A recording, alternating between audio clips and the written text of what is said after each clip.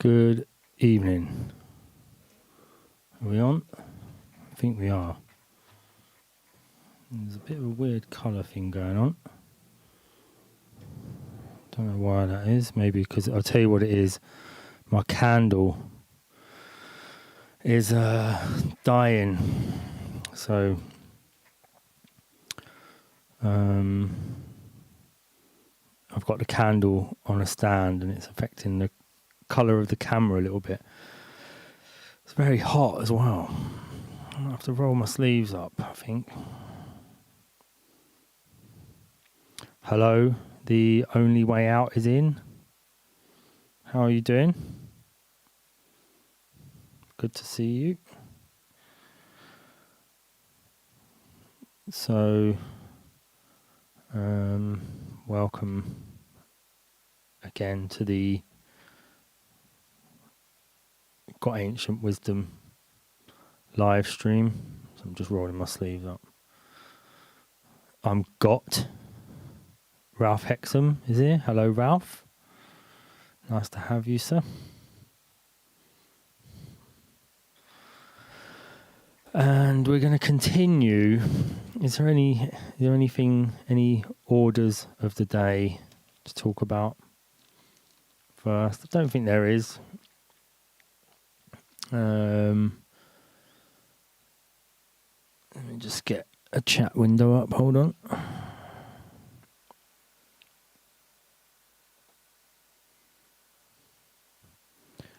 Right, that's me.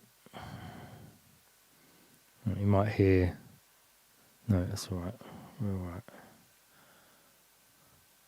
New World Order of the Day. That's right.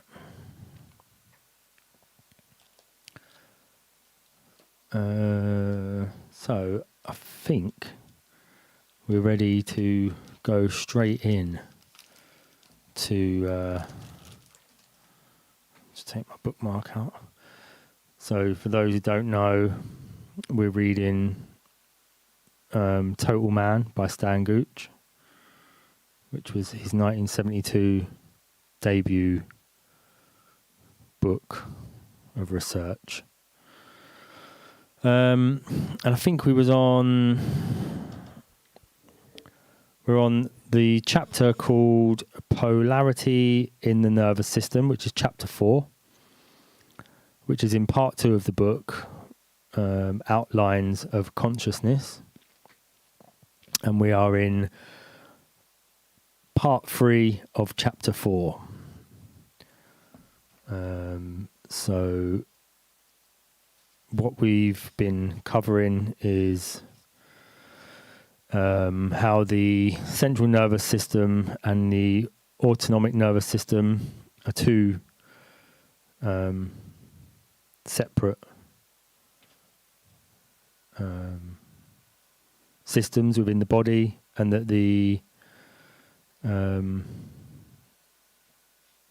autonomic nervous system is again divided into the parasympathetic and the sympathetic system inside there. Right, so let's just start, shall we? Because we're a bit late. I had a few problems. I've had a bit of a busy day.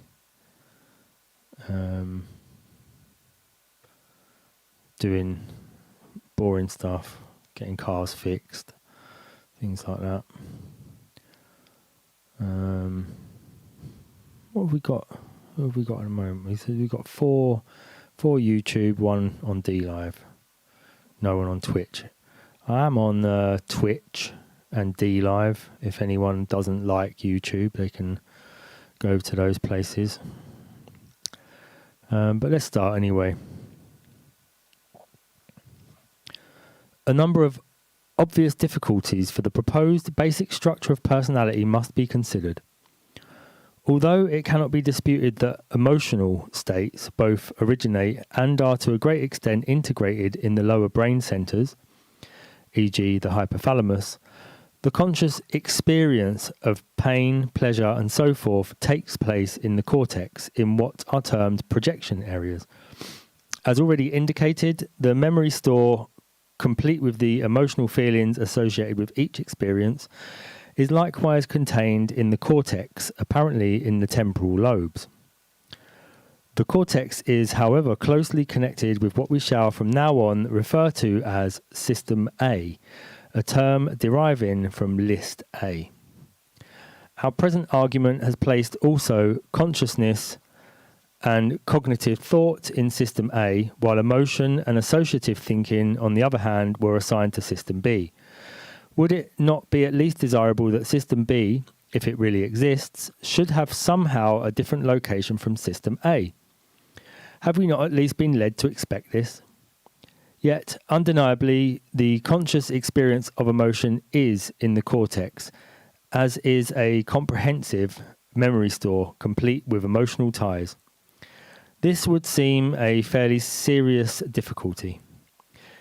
It would in fact appear that some relatively straightforward model as now proposed would adequately cover the position so far outlined, removing the need for the more complex picture we have already hinted at. Would it not be sufficient to say that the cortex receives stimuli from two different sources, i.e. from the internal and external receptors, which either differ in themselves or in the sense that they arrive by different routes at possibly separated areas of the cortex, and which are therefore processed, even perceived, rather differently by this organ? Let us now admit at once that some such account could accommodate at least some of the phenomena so far reviewed, and is one that would have the additional advantage of causing little disturbance to existing concepts of the nervous system. But instead of pursuing this and other possibilities, we will turn briefly to some additional linguistic and highly speculative considerations. In examining these, one should keep generally in mind comments already made on the nature of metaphor. When speaking of memory, one commonly uses phrases which contain the idea of going back. Is it merely coincidental that the memory store happens to be at the rear of the cortex? And does back refer in any case rather to time, not space? But then, what of such a phrase as to be of high birth? Does the phrase mean that one was born on the third floor? No, it does not. Similarly, to be of low birth does not mean that one was born on the ground floor, except in a metaphorical sense. Does it perhaps mean closer to the earth? Why do we say that a king is set over us, or that a government rules over us? Is it because the king sits on a raised platform?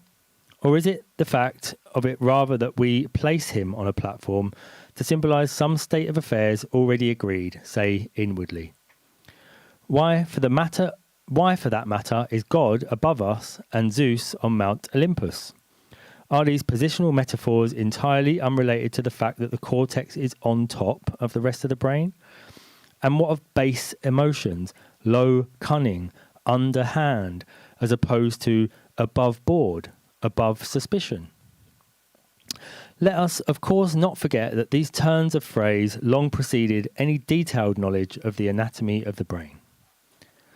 A point worth mentioning in the present connection is that as a joint function of the increase in size of the cortex and the adoption by man of an upright posture, the cortex now completely covers and encloses part of the brain, formerly freestanding and at the surface, as they are still in many animals.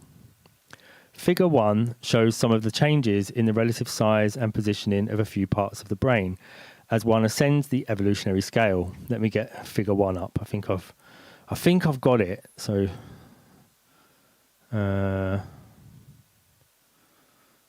right. Figure 1, do we have figure 1?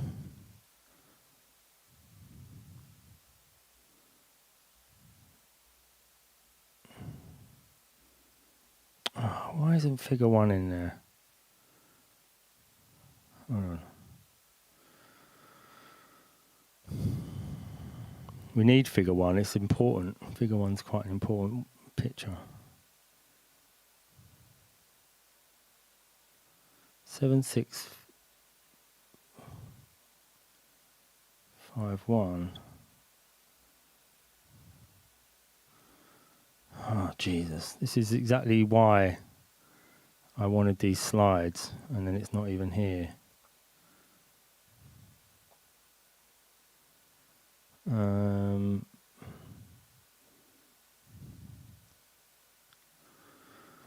Hold on. Add file.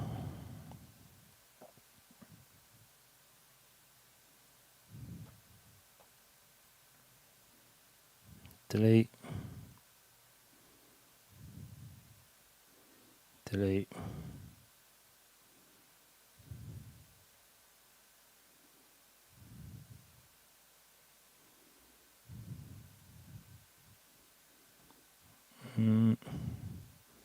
And it is quite an important one, so I don't want to just leave you hanging without it.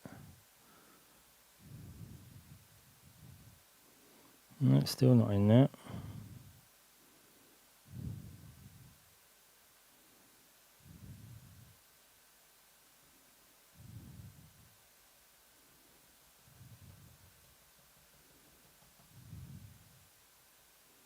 Right, there you go.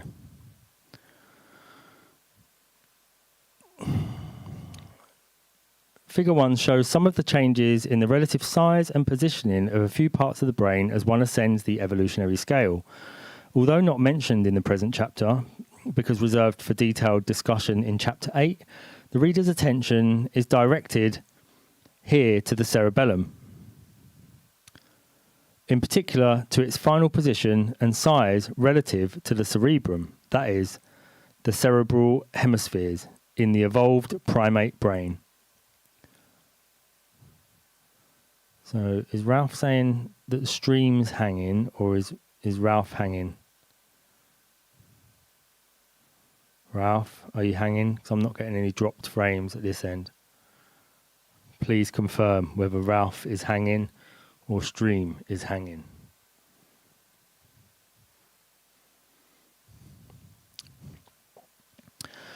Reverting to the question of impulses from the lower centres, it was observed earlier that too strong a barrage of stimuli from that source effectively floods the cerebral hemispheres, temporarily destroys their fine-tuning, and totally removes the controlling influences of past experience, socialization, original conscious intention, and so on. At such times, one may run from danger, leaving friends or relatives to die, may strike or kill someone one loves deeply. This loss of control experience proves more than usually disturbing for some individuals, even where produced by basically pleasurable excitement. So much so that they avoid not only all forms of excess, but even merely unpredictable situations.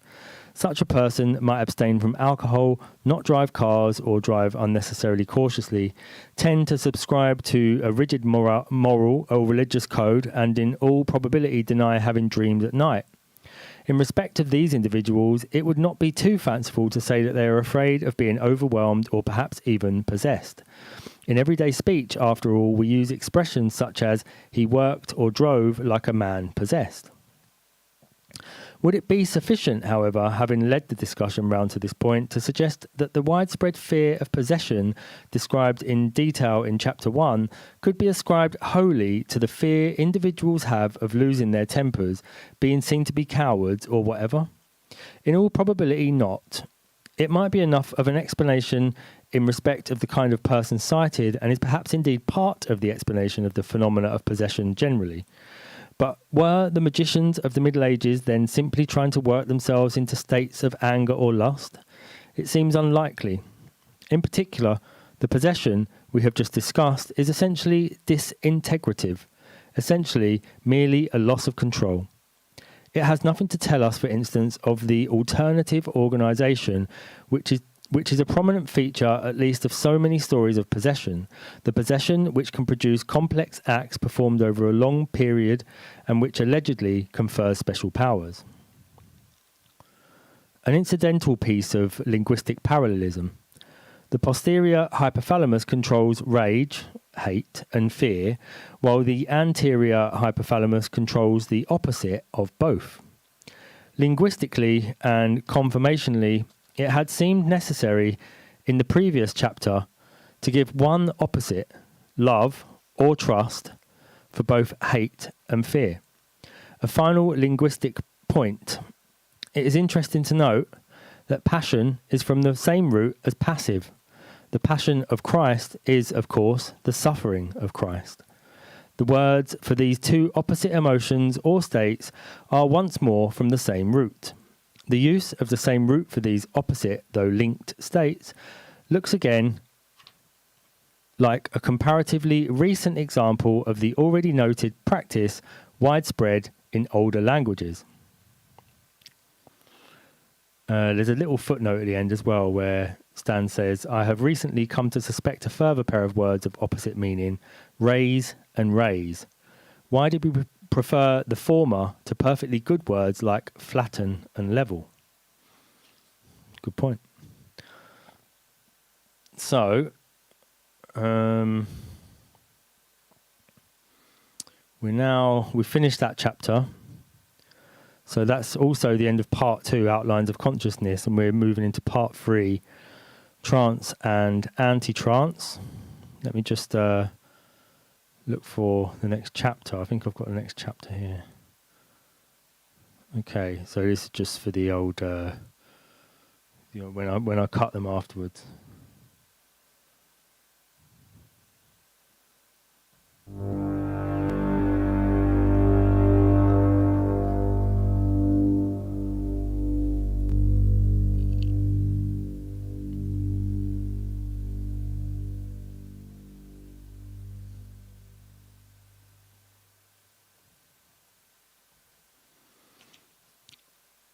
So, Chapter 5, Aspects of Western Psychology.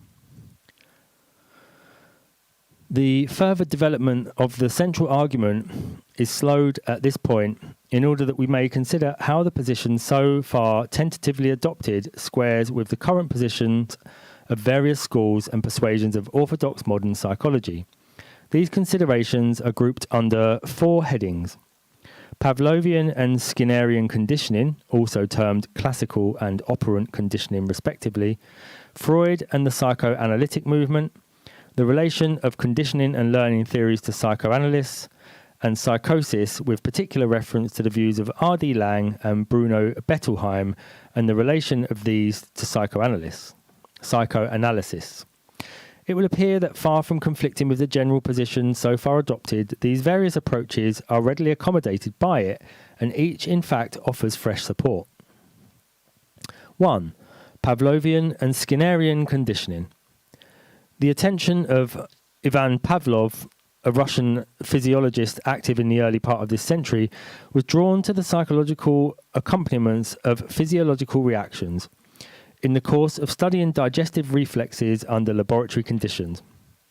He noted that dogs salivated not only when food was placed in the mouth, which was natural enough, but also at the sight of various items of laboratory equipment.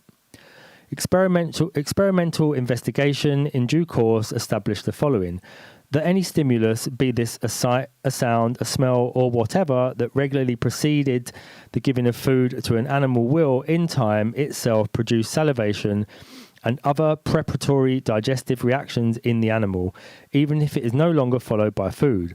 The novel stimulus, say the sound of a bell, which prior to its experimental coupling with food produces no salivation, is called, after the successful coupling, a conditioned stimulus.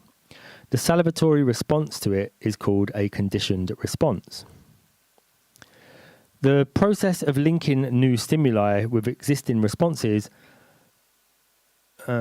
so that these come to elicit those responses can be achieved in respect not merely of salivation, but of any natural reflex response, that is, any autonomic response. These include anxiety, rage, heart rate, eye blink, contraction, expansion of the pupil, reflex withdrawal or flexion of the hand or foot, and many other reactions.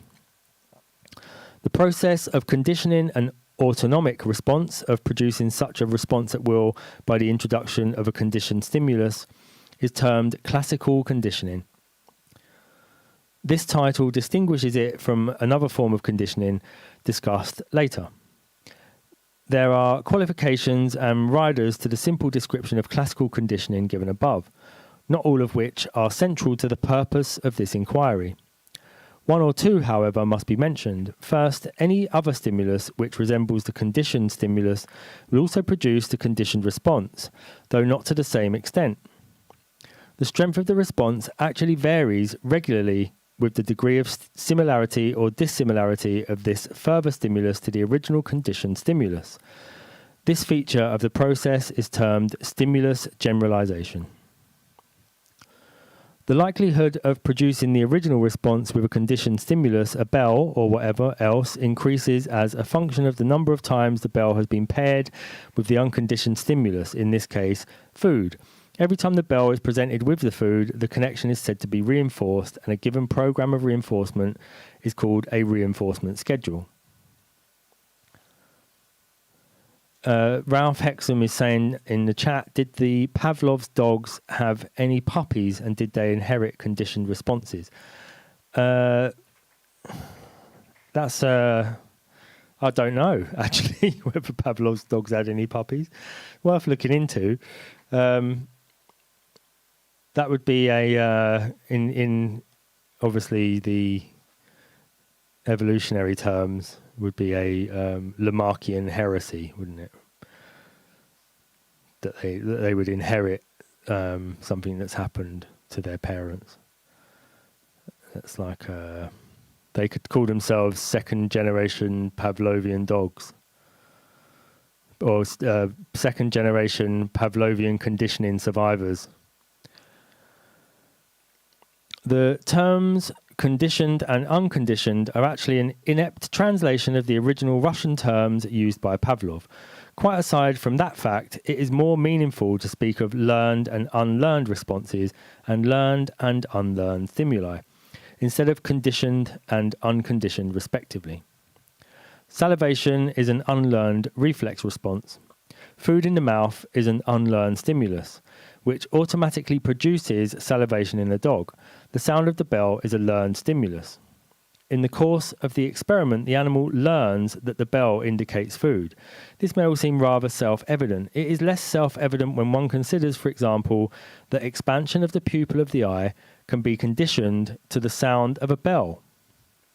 Does one then say that the eye has learned the sound of the bell? I mean, that's a really good point.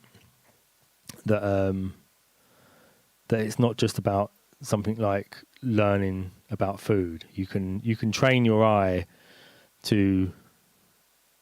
You could do this yourself. You could train your eye to open, so that every time you turned off the lights, you clicked your fingers. Say every time you turned off the lights at home, and eventually you'd be able to train your eye so that just clicking your fingers would make your eyes, your pupils dilate. Or what's the opposite of dilate? Elate? No. Noctate. Finally, let it be emphasized that any stimulus associated with an original stimulus which naturally evokes a particular response itself comes to produce that response, whether the association is meaningful or not, whether the association is deliberate or not, and even whether the association is consciously noted or not. Contraction. That's the one. Many parallels to the experimental situation are found outside the laboratory. The manager of a business perhaps finds himself inexplicably uneasy in the presence of one of his clerks, possibly allowing him a degree of license not accorded to the other members of staff.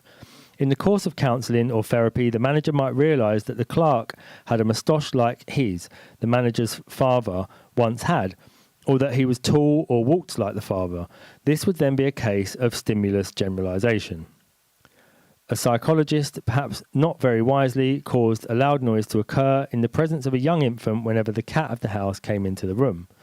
Human beings have an instinctive or unlearned fear of loud noises. Very soon the child showed anxiety whenever the cat appeared, although the noise was now discontinued. The child's anxiety spread also to such objects as the mother's fur wrap. The experiment was then discontinued and presumably the conditioning gradually weakened through non-reinforcement. It is not known, however, what little Albert's feelings were towards animals or psychologists in later life. Of the various points of interest in classical conditioning for the present argument, the first is that it is essentially passive. The event happens to the individual concerned. He or she can do little about preventing their occurrence and may indeed be unaware that they have occurred. That is to say, the process is often unconscious. An individual may consciously attempt to do something about the recurrence of a classically conditioned response. He may, for instance, force himself to eat in restaurants, even though this causes him acute and quite irrational anxiety or embarrassment. Such direct action, for reasons which need not be gone into here, may or may not have much effect on the underlying structures. A second point of interest already stressed is that classical conditioning heavily involves the autonomic system. A third is that classical conditioning is basically associative. One thing, idea, or situation becomes associated with another, often for no other reason than that the two occur together. A second type of conditioning, operant conditioning, is usually associated with the name of B.F. Skinner, an American psychologist. The work of Skinner and others began as an attempt to bridge the gap between classical conditioning and more complex, particularly human learning. Operant differs from classical conditioning in a number of important aspects. In order for it to occur, the organism must first make some volitional movement. Without this first motor movement, the events described as operant conditioning do not take place. From this fact alone, it is clear that the form of conditioning has an active as opposed to the passive basis of classical conditioning. A rat is placed in a small box or cage into which projects a small lever. Unknown to the rat, the pressing of this lever will produce a pellet of food or a drop of milk. In the course of general exploration, the rat will eventually press the lever. He may do this with his body, snout, or paw. At some subsequent point, he will, either accidentally or perhaps already half deliberately, again activate the mechanism. After only one or two trials, it is not uncommon to find the rat confidently pressing the lever for the purpose of obtaining pellets. Sometimes the original movement which activated the lever, leaning on it, pressing it with the snout, is preserved for a time. The rat superstitiously, assuming that this is the only way to achieve the desired, or magical, perhaps, effect. At later stages, by the staggered delivery of pellets, the rat can be trained to press only at fixed intervals of time. Other responses go unrewarded and hence gradually disappear, or at a fixed rate per minute, or in sequence of slow and quick presses, and so on. Operant conditioning is the basic process underlying all animal training.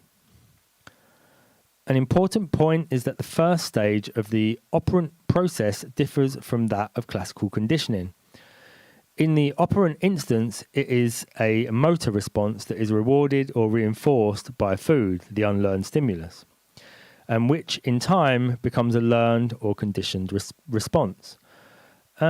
So with the COVID mask wearing thing, you've got both aspects of these occurring. So you have, I've noticed with people when they put masks on, they tend to cough when they've put a mask on. So that's a strange one, isn't it? So the bodies, they've trained, they put masks on so much that they've trained, the body is trained to cough as soon as they put a mask on. That's either an unconscious thing or, a conditioned response. But also, they've been told over and over again, hands, face, out of space, or whatever they're told. And then every time you go in a shop, somebody says, "Have you got a mask?" So this is sort of like an operant conditioning going on. But there's also the classical conditioning occurring. Attempts have certainly been made by theorists, in particular the Russians, who have ideological reasons of their own for wishing it to be so, to reduce the two conditioning situations to one and the same, basically Pavlovian model. The most generally held view, however, is that two processes are operating and that two models are required, which have some points in common. As will be imagined, the present book subscribes to the two-process view. The differences between the processes are summarized as follows. Classical conditioning begins with a stimulus affecting a passive or receptive organism. Operant conditioning begins with a response made by an active organism. In the former case, the environment acts on the organism. In the latter, the organism acts on the environment. The similarities between the two processes reside in the end product, where in both cases a now known or learned stimulus elicits what is now a conditioned response. Evidence of the role of operant conditioning in human affairs is as impressive as that for classical conditioning. It has been shown, for instance, that in the course of a conversation with a subject, an experimenter can cause the incidence of given words or phrases in the subject's speech to rise significantly merely by nodding or grunting assent whenever the chosen phrase occurs. In another experiment, subjects learned the names of examples of 12 classes of Chinese characters, allegedly as a test of memory. Embedded in each example of each class was a component particular to that class only. The subjects were not aware of this. At the end of the learning session, the subjects were unexpectedly asked to guess the names or classes of a further selection of characters. Although above chance scores were obtained in allocating the correct names to the new characters, those involved had no conscious idea why they had got them right. Unconscious operant conditioning had occurred during the first part of the experiment. The statement that this second operant class of conditioning is frequently an unconscious process contains an apparent difficulty. The intention of the present book is to propose that classical conditioning is a function of System B, while operant conditioning is to be ascribed to System A. If the latter is frequently unconscious, however, does this not rather link it with System B? The difficulty here is actually one only of semantics. In respect of operant conditioning, unconscious means really at present out of conscious awareness. The human subject can readily be made aware of what is taking place, at what point he can largely assume active conscious control. While it is true that in classical conditioning lack of awareness of what is happening may also and usually does exist, making the subject aware in general gives him no control, certainly no direct control over the processes. The actual mechanics of classical conditioning tend to remain unconscious. The classically conditioned response continues to be involuntary. One has, for instance, no direct volitional control over the expansion and contraction of the pupil of the eye, a classical response. One can, however, stop oneself pressing a lever, even though when operant conditioning has taken place, the urge to do so may be surprisingly strong. So that's like smoking. You reinforce cigarette smoking 20 times a day, and then you can give it up, but the reason it's so hard to give up is because of the amount of operant conditioning. Is that you're conditioning yourself every time you smoke a cigarette, conditioning yourself with the food. So you're adding in some classical conditioning as well, but the actual what they call addiction is actually just operant conditioning. Probably would be easier if they said to people that there's no such thing as addiction and just said to them that it's operant conditioning. If they just, but the problem is if they start explaining operant conditioning to people will start becoming aware of how it's being used on them all the time by governments and advertising and all these other people. Itchy finger. Do you ever get that itchy finger on the inside of your fingers? Operant conditioning is then proposed as a function of System A. This is a priori reasonable in view of the fact that it involves volitional motor movements, which are a function of the cortex. The cortex has already been earmarked for System A. Yet further functions of the cortex are cognition and the higher thought processes. It would be of value then if a link could be shown between operant conditioning and these higher processes. Fortunately, Such a link has already been demonstrated by H.F. Harlow of the Wisconsin Primate Laboratory. Before proceeding to describe it, something more must be said of conditioning and learning in general. If a cumulative graph is plotted of the strength or amplitude of the conditioned response following given programs of reinforcement, an S-shaped improvement curve is produced as shown in Figure 2. Right, I've got that. I've definitely got Figure 2. Hold on. Right, that one. Yeah, that's it. This indicates a period of gradual improvement followed by a time of rapid gains, with a leveling out as the ceiling of maximal response is approached. Yeah, an S-curve. Typical learning or conditioning curve. So this, you can apply this to anything. If you want to learn how to draw, if you want to learn how to play an instrument, this is the learning. We call it a learning curve, don't we? It's got a steep learning curve. Yeah, you could all these things. I think if you're aware of them, and this is out to Ralph as well. He says, "I smoke, wish I didn't." If you're aware that these things are like actual just processes of the body as well, that it does make it a little bit easier to justify stopping it. And when you don't stop it, it also helps you deal with not stopping it, because you can't have like all the willpower in the world all the time. You know, sometimes people do give up. Sometimes people do have lapses and all that sort of thing. But yeah, you know, as for smoking, it's I don't know. Read about German new medicine. I don't even know if smoking's that bad for you. Really, not sure. I don't think cancer's caused by smoking. Otherwise, everyone who smoked would die of cancer.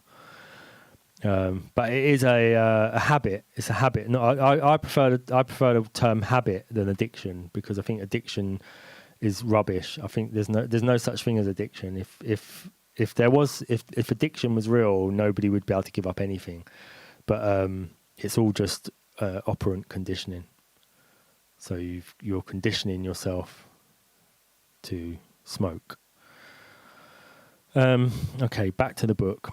It has been demonstrated that this same basic curve underlies learning, both simple and complex, of many different kinds, in a wide variety of real-life and experimental situations.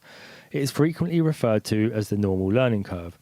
Critics of the alleged over-application of conditioning principles have, however, pointed to insightful learning, the sudden flashes of understanding, be these the answer to a calculus problem or the correct solution to a crossword clue, which contrasts with the process of gradual learning and which would seem to be amongst the more typically human, higher forms of learning. Harlow noted that apes solving problems seemed sometimes able to extract the principle of a series of learned experiments, which they then applied successfully to a new example of the problem, solving these on the first trial or after one exploratory mistake. A monkey is so placed in an apparatus that he sits at a table across from the experimenter. A solid screen can be lowered and raised between them. While the screen is down, the experimenter hides a food reward, say a peanut, under one or two inverted differently coloured cups. The monkey is allowed to lift one cup. If he finds the nut, he can eat it. For the purposes of the experimenter always places the nut under, say, the red and never the blue cup, left and right positions of the cups being randomly alternated. After a number of trials, the monkey begins always to choose the correct red cup. What has taken place so far is fully explicable in operant conditioning terms. The correct response has been reinforced, the incorrect extinguished. If the monkey is now presented with a new example of the problem, e.g. two cups of the same colour, but one in wood, one in metal, the process begins all over again. On this occasion, however, the number of trials taken to reach successful level may be slightly lower. Success is arbitrarily designated by some criterion, such as 6 correct choices in a row. A third example of the problem may be solved with still fewer initial errors. Eventually, the point is reached where the monkey has got it. Whenever presented with a new variation, e.g. one involving a square cup and a round cup, he either makes one exploratory mistake on the first choice and none thereafter, or his first choice is right by chance and he stays with it, ignoring the other cup throughout. The learning principle involved here, Harlow has called learning set. What makes this demonstration so impressive is that learning set cannot be formed by lower organisms, such as lizards or fish, even after very large numbers of experiments. They lack the capacity to develop learning set. Although, like other animals, they can be successfully operantly conditioned within any single experiment, in the case of these lower organisms, the number of trials required to reach success does not diminish from experiment to experiment. These facts suggest that learning set is associated with the neocortex, which the lower organisms do not possess or possess in reduced measures. Of critical interest for present purposes is the fact that if the proportion of correct-incorrect choices made by the monkey within each successive example of the problem prior to solution is examined and plotted, the plotted points show up as a normal learning curve. The final moment of sudden insight or understanding has apparently in fact been arrived at by just such a gradual process as takes place within the individual operant conditioning experiment. Learning set thus offers one bridge between operant conditioning and higher forms of learning. This demonstration opens up an interesting theoretical possibility. If learning set evolves from operant conditioning and still higher thought processes are perhaps also involved in some sense linked to learning set, might there not exist some equivalent both to learning set and to higher thought deriving from classical conditioning? Table 2a, which is this one. Table 2a shows the position as it exists in current psychological thinking. What, however, might one put on the left-hand system B side of the table where only blanks exist to match what exists for system A? Oh yeah, there's a little test. Stan's set out a little test for the students. The second part of the table, B, offers a theoretical possibility. It is suggested that dreaming has something of the same relationship to classical conditioning that learning set has to operant conditioning. Dreaming is then seen as a kind of abstraction of the principles of classical conditioning. In third place, we have a theoretical concept already proposed in Chapter 2, Knowledge 2.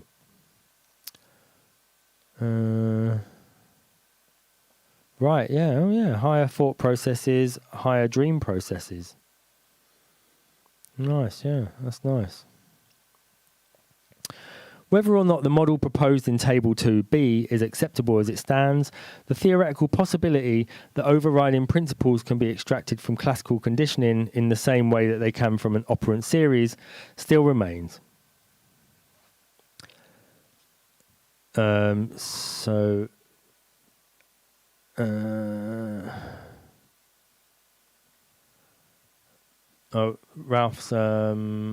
Ralph Hexham going to the gym, good lad. That's very good. Right, so we're moving on to the second part of this chapter, which is Freud and the psychoanalytic movement. So prepare to get triggered if you're not really into Freud. Freud has often been accused of deliberately describing his theories in such a way as to make them unverifiable by experiment. What seems rarely considered, especially by critics, is that the phenomena described may be, by their very nature, not susceptible to this kind of proof.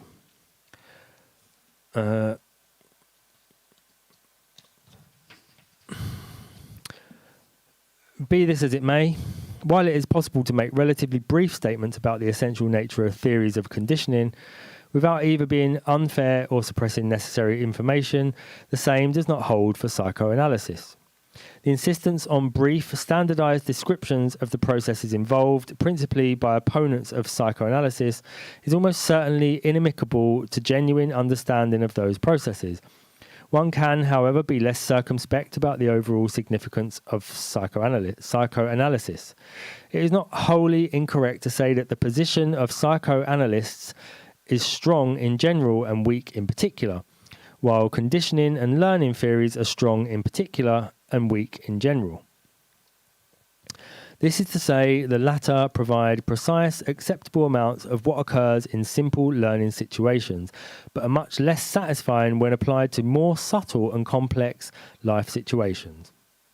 Psychoanalytic views seem to guide us far more meaningfully through the labyrinth of real-life situations in all their perversity and subtlety, but are of much less use in approaching, and psychoanalysts are in general contemptuous of, the standardized and artificially simplified laboratory situation. While everyone's reeing in the chat. While in the popular mind, psychoanalysis is a form of treatment for some kind of mental disturbance, principally neurosis, it has in fact a much wider scope. It is a means of arriving at a better understanding of oneself in relation to the life experience and in some sense to the universe itself. It embraces both normal and abnormal function. Its outstanding contribution, at least from the standpoint of the present argument, is the demonstration not so much that the unconscious mind exists, but that it possesses a coherence and a dynamism that are other than those of consciousness. Although it is the insistence on the power and autonomy of the unconscious, which perhaps all of us immediately associate with psychoanalytic theory, it is no less true that Freudian dynamics depend equally on the power and autonomy of consciousness. This is something which Freud himself insisted on over and over again, as if aware that what might emerge from his work would be a one-sided view of personality. His own words, quoted later in this chapter, offer ample evidence. Nonetheless, he had no choice but to champion the unconscious and focus all eyes on it, precisely because his own era, the late 19th century, evidenced so completely the supremacy, that is, the apparent supremacy, of the conscious personality. It is possible, in fact, as obliquely proposed in Chapter 2, to view the relatively recent history of Homo sapiens as the story of the rise of consciousness and the fall of the unconscious. Fall here does not mean destruction, while implying some limitation of activity so much as a driving underground. Retaining this imagery for the moment, it is not by any means misleading to think of the functioning of the unconscious in modern Western society as a kind of guerrilla action. The Freudian view of personality is based on two opposing forces, the id and the ego. The ego, amongst other things, consciousness. The most superficial layer of the id is in touch with reality and is modified by it. The ego is said in fact to be ruled by the reality principle. It is considered to have evolved from the id. The id is wholly unconscious and is the source of libido, that is, of sexual drive. Another outgrowth of the id, the superego, a kind of conscience or censor, sets boundaries to the ego by limiting, sometimes severely limiting, the amount of gratification, dereliction of duty, or whatever which the ego may allow itself. The general picture derived from the Freudian model is of a beleaguered ego, or consciousness, in imminent danger of engulfment by the libido, limited on all sides by reality and from above by the superego. The importance which Freud actually attached to the ego is seen from his own words in extracts 1, 2 and 4 below. Have I got... I'll read those. As already suggested, one possible reason why Freud chose to emphasize the role of the unconscious was, paradoxically, because the unconscious was in fact getting such an extremely bad deal in the Western culture of the day. A view he himself expresses in extract 4. His emphasis on the unconscious at the expense of consciousness was demanded by lopsidedness of his and our time. However, the central notion of two forces, the ego, an, as it were, equal and opposite force, pitted against the like strength of the libido, with the outcome favouring now one, now the other, is well brought out in the following extracts from the introductory lectures on psychoanalysis, particularly the last. 1. It is undeniable, however, that the course of the development of the libido may be influenced from the direction of the ego. I think these are all quotes from Freud. 2. Psychoanalysis has no conceivable motive in denying the existence or significance of the ego instincts while it investigates the part played by the sexual instincts. 3. A person only falls ill of a neurosis when the ego loses its capacity to deal in some way or other with the libido. 4. The way in which the neurotic protects himself against neurosis is certainly a very interesting subject, well worth studying. The danger is that the unconscious will be overlooked, and that everything will be judged as it appears to the patient's own ego. The ego is, after all, the force which denies the existence of the unconscious and has subjected it to repressions. As soon as the nature of repression begins to dawn on us, we are advised not to allow one of the two contending parties, and certainly not the victorious one, to be judged in a dispute. We are forewarned in being misled by what the ego tells us. The antithesis of id and ego in Freudian psychology as two fairly matched and highly evolved systems, two alternative organizations, is of very great interest to our theme. Here at least we have a theoretical psychological framework which offers some hope of accommodating the phenomena of possession discussed in detail in Chapter 1. This book equates the Freudian id, along with its energy, the libido, with System B, and the ego, drawing its energy from the ego instincts, with System A. Freud himself has described both of these in terms very acceptable to the present argument. And another quote. First, you will notice how closely connected the libido and the unconscious on the one hand, and the ego, consciousness and reality on the other show themselves to be. There remains, however, apparently significant differences between what Freud assigns to the ego and what is assigned here to System A. Differences which it will prove nevertheless possible to accommodate in due course. For example, Freud places some aspects of ego in the unconscious. At all levels, and not least in the instinctive, however, he maintains the antithesis, the fundamental division between id and ego. As brought out in the extracts above, Freud ascribed the origin of neurosis to conflict between the two components of personality. He was able to substantiate this, at least theoretically, in respect of what he termed the transference neurosis. He was, on his own admission, far less able to account for the source and nature of the non-transference neuroses.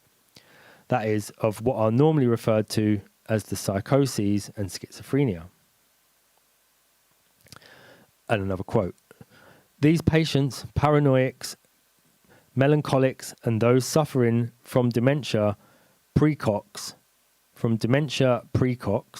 remain in the whole unaffected, proof against psychoanalytic treatment.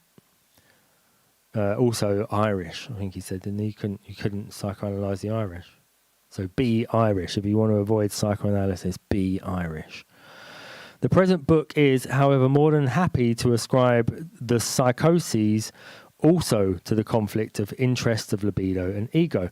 Freud's unwillingness or inability to draw the inevitable conclusions from the evidence lay perhaps in his relative neglect of the latter. We certainly understand the development of the ego much less well than the development of the libido. That's another quote.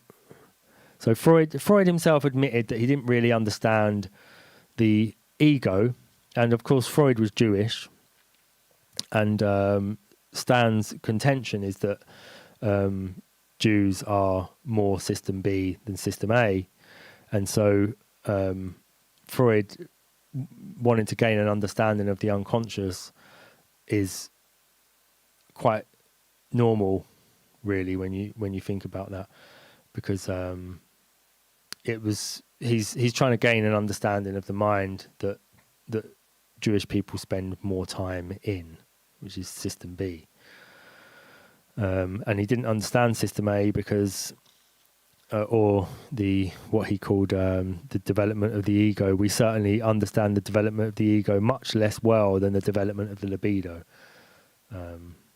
So that's why his obsession is with libido. Yeah, over and over again, he describes the basic situation which can serve as a ground model for the etiology of psychosis. And here's another quote.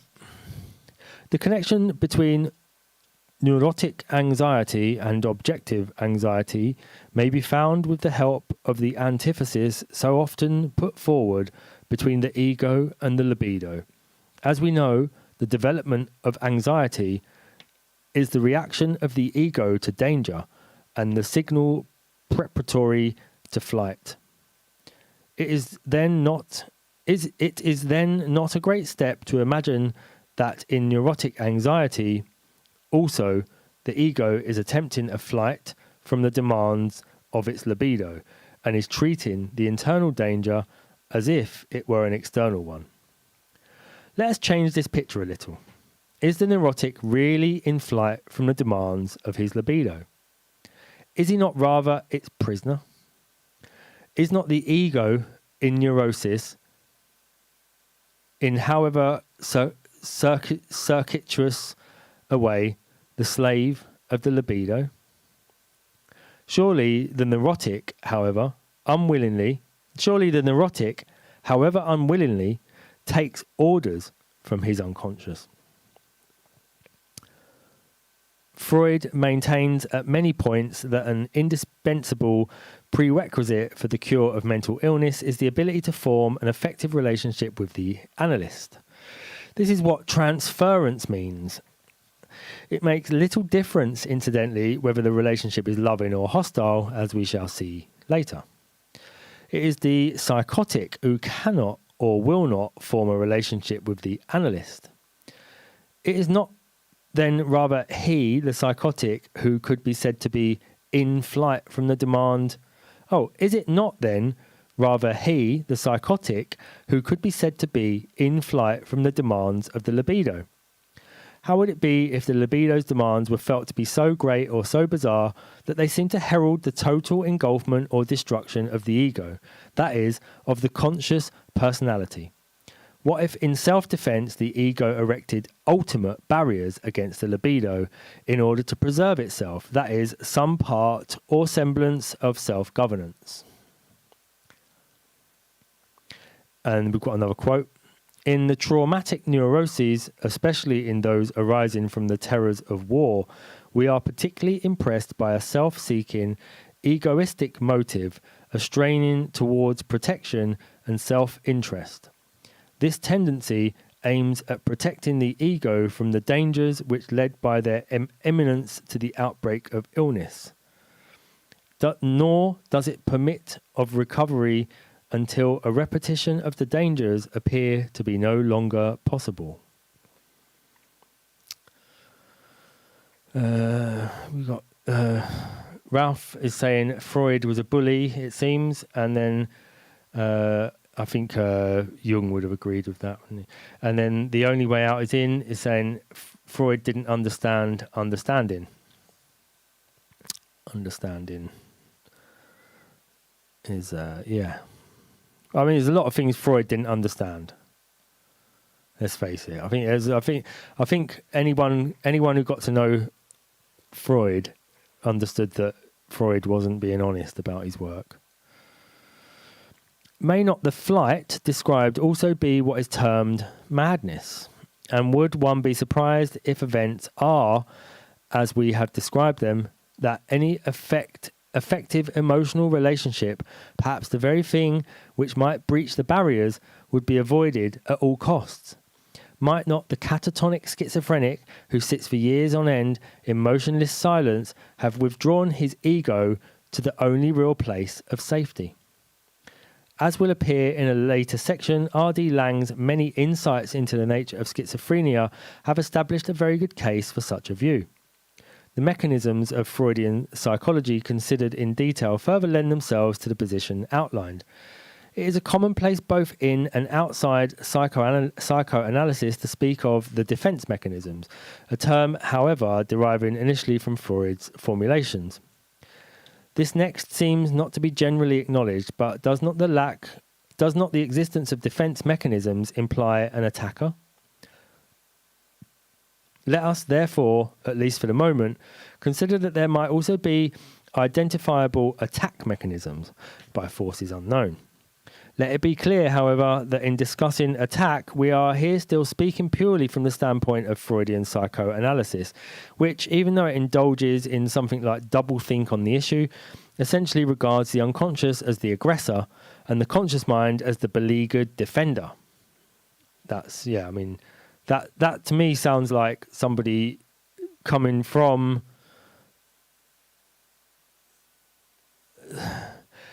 that sounds like so Freud is putting it that the unconscious is the aggressor and the conscious mind is the beleaguered defender.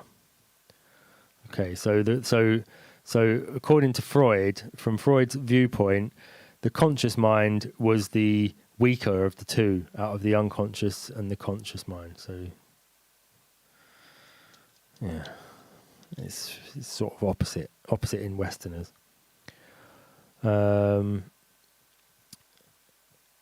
It is not without significance that Freud contemptuously stigmatized the theories of Jung and Adler as conscious psychologies. It would in fact be more reasonable to regard neither consciousness nor the unconscious as an aggressor in quite that sense, but to think of these rather as two unfortunately opposed systems, each engaged in the business of furthering its own ends. However, continuing to maintain the essentially Freudian position, there follows in Table 3 a sample list only of some typical defense mechanisms, together with some of the now proposed attack mechanisms, which are then discussed in detail. As to how one decides which is which, it's simply a matter of asking which part of the personality is calling the shots, consciousness or the unconscious. So let's have a look at those. They are, that's it, yeah. So we've got Table 3, we've got, on the left-hand side, we've got attack mechanisms, and we've got defense mechanisms. So the attack mechanisms is the influence of the libido on ego, and that's system B on system A, and defense mechanisms is system A on system B. So Freudian slips, motivated errors, as they're known if you don't use the word Freud, and the opposite of that, or the defense mechanism, is repression or denial. Neurotic tiredness, psychosomatic illness, rationalization, prejudice, major life decisions based on unconscious wishes, etc. So when you've got these, and then the other side is repression and denial, projection, reaction formation, intellectualization, displacement, etc. I'm not being. This isn't meant to be an attack on anybody, okay? But one side does seem more like what we would think of as like left wing, and the other side does seem more like what we think of as right wing. So you can pick what you think I'm talking about. So one side is Freudian slips, where people say what they're meaning to say but unconsciously. Psychosomatic illness, where people make themselves, they seem to get ill more from things that aren't really there. And then rationalization of their own behavior, prejudice, major life decisions based on unconscious wishes. That could be refugees are welcome, say, something like that. Refugees are welcome. Or what was the one I saw this week? This pussy is open for refugees. And then the other side, we've got the defense mechanisms: repression, denial, projection, reaction formation, intellectualization, displacement. So that's the ego on working on the libido. Basically, that's the influence of the ego. So the left-hand channel, the left-hand side is when the the libido is trying to work through the ego. So these things come up almost unconsciously. So things like motivated errors are where, you know, somebody said, oh, no, I didn't mean to say that. And it's like, well, but you did say it. So, you know, you didn't. So these are unconscious desires coming to the forefront, or being ill, you know, so they can say, you know, I feel like I'm transgender or something, whatever it is. Neurotic tiredness. And on the other side, intellectualization, which is a big problem, really, on the right. We always talk about criticisms of the right is intellectualization, that people over-intellectualize everything rather than actually doing things. They tend to over-intellectualize. And you could say displacement, or I suppose replacement. Maybe that's what replacement is. Yeah, so I think we'll stop there, because the next section is continuing this chapter, but it's we'll go into all of the attack mechanisms. But we've just gone a little bit over an hour already, so because I was a bit late. So let's leave it there. What did you think? Anything interesting coming out of that? I'm looking forward to the next bit, because it's going to be attack mechanisms, which is sort of Gooch's own proposal, really. Attack mechanism.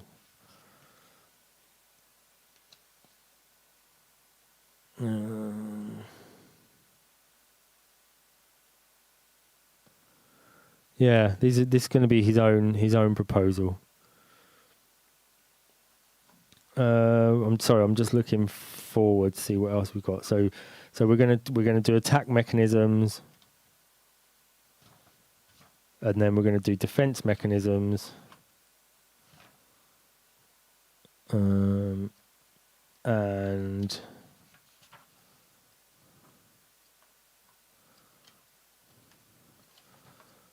we've got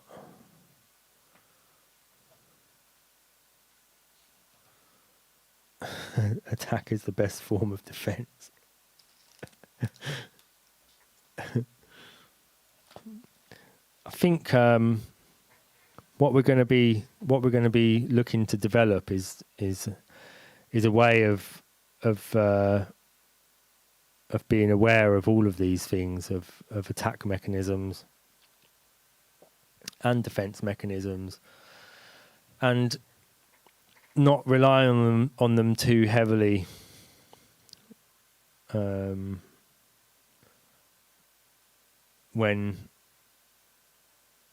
we're maneuvering through the world, and developing some form of self-understanding, as opposed to either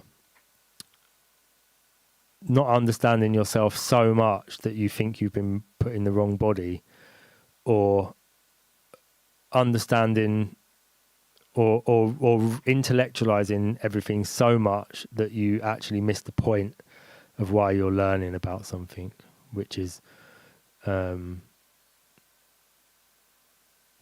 of what The Only Way Out is in was saying about not understanding is that you can become so intellectual that you fail to actually understand the implication of what you're learning. So we're gonna try and build, understanding, true understanding, and not rely on any of these attack or defense mechanisms. So anyway, I'm going to say goodbye now. You have to give it 20 seconds when you say goodbye, I think, so that the chat can catch up. So I'm going to waffle for a little bit while I say goodbye. I'll be back next week. Please feel free to share any of these things anywhere. And I've cut all the intros off the other 4 now. So the only way out is I am a transcender, so I am transcending all the dualities. Yeah, that's what I'm saying. Yeah, that's it. You've got it. We're going to attempt to transcend dualities. And Ralph's going to look into German new medicine. Yeah, good. Look up Learn GNM, I think the site is. It's very good, very based medicine. Okay, so that's like your homework. So the only way out is in. Your homework is to transcend all the dualities, and Ralph Hexham's homework is to look into German new medicine. Anyway, so thanks for joining me. As I was just saying, I've cut all the 15-minute intros off the other videos. So if you want to share any of them, they've got the cuts off of them. I'm going to eventually cut them into chapters so they'll be easier to share. Anyway, I'll say good night and farewell to everybody. Good night and farewell.